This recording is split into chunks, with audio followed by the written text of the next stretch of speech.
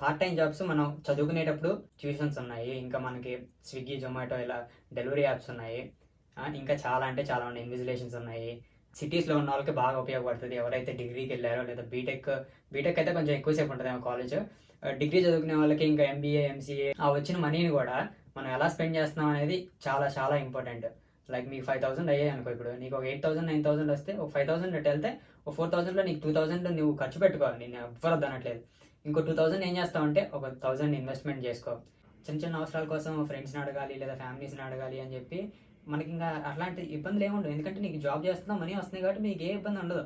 అలా కాదు, నేనన్నా లోన్ యాప్స్లోకి పోతా, తమ్ముడు నేను లోన్ యాప్స్లోకి పోతా, ఇది కాకుండా తర్వాత నేను స్విగ్గీ చేశాను, జొమాటో చేశాను, తర్వాత మనం ర్యాపిడో చేశాను, ఓలా చేశాను, ఈవినింగ్స్ పోతే మనం ఏమీ ఎవరి దగ్గర నుంచి మనం డబ్బులు లాక్కోవట్లేదు. మనం పని చేస్తున్నాం, వాళ్ళు మనకు డబ్బులు ఇస్తున్నారు అంతే తప్ప అంతకుమించి ఏమీ లేదు.